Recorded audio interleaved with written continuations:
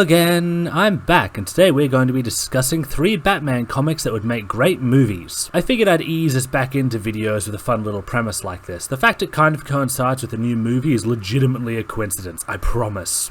Also, these ideas are being suggested in a nominally live-action format, not because I dislike animation, I usually prefer it, but it's for the exposure and because I'd be interested to see how they'd handle the trippy visuals.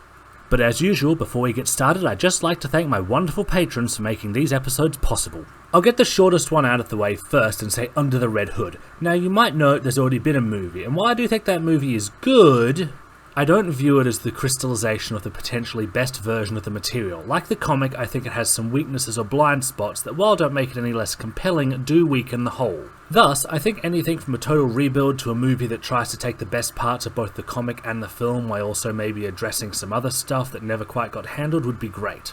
Also, John Boyega said he wanted to play Red Hood, and gosh, he'd be so amazing. I have no choice but to stand. Second, Batman the Cult. Also, yes, I know all of these have some degree of Jason. Sorry, not sorry. For anyone not familiar, Batman the Cult is a 5-part special. It starts in media res with Batman having been captured by a group called the Underworlders, a large collection of heavily homeless people and victims of brutal crimes, or in some cases just bigots looking for an excuse to lash out, and they all reside in the sewers. They are led by Deacon Blackfire, a man with a confusing history and who makes claims as to the supernatural and even immortality. This story leaves us guessing as to how much is true. He uses a combination of drugs, psychological torment, torture, and preying on Bruce's weaknesses to break his spirit, one of the few villains to do so.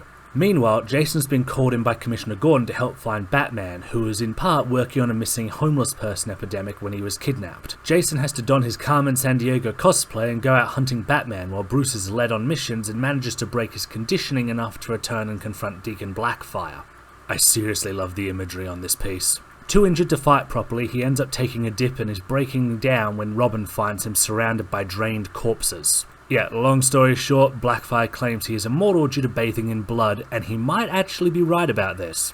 The more you know. Jason manages to ground and guide Batman out, but the city is quickly being overwhelmed. Public figures are assassinated and eventually they full-on take over the city. Even the army's efforts to rein in the situation fail and they have to form a bulwark outside the city. Bruce eventually gains the will to go back and they arrive in a flipping bat monster truck. Did I mention this whole story, while having some kind of intense horrific imagery, is absolutely bonkers and off the walls? Because it is.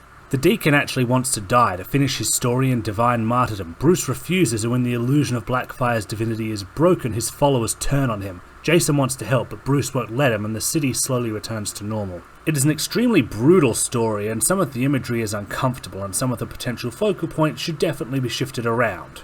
But overall, I think there is a ton of potential in this movie. Have it follow both Jason and Bruce respectively with news reports as a framing device, and really lean into the wild and weird mind-screwy imagery to give it a distinct feel. The final confrontation would likely need to be shifted up a bit just to when the assassinations and takeover starts, but I think it can work. A friend once suggested a neat spin with this taking place when Jason is benched and Bruce accidentally killing Blackfire before his takeover attempt, but with Jason taking the blame.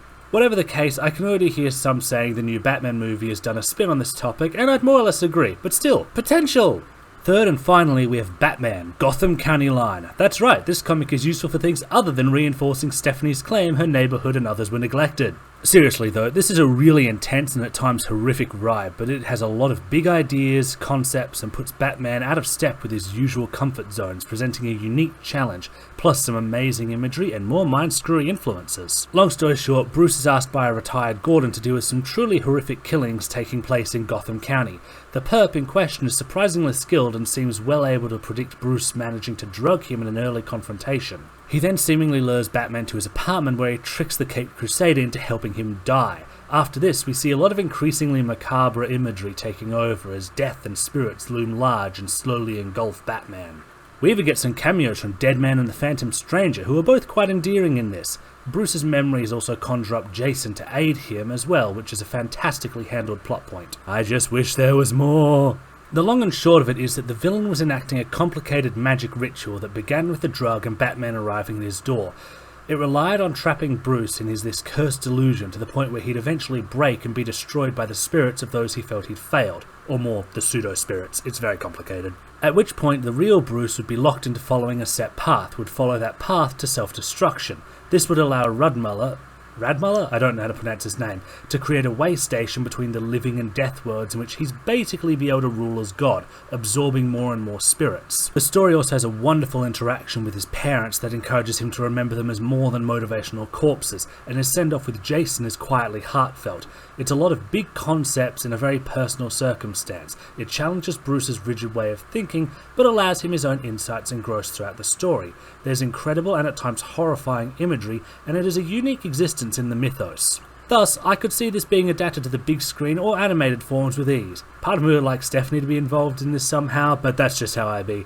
Anyway, that's all for today. If you would like to help support these episodes and get early access to scripts, videos, stories and art, please hit up my Patreon. If you would like to commission 3D art, please swing by my coffee and we can chat. For now though, that's all. Thanks for stopping by.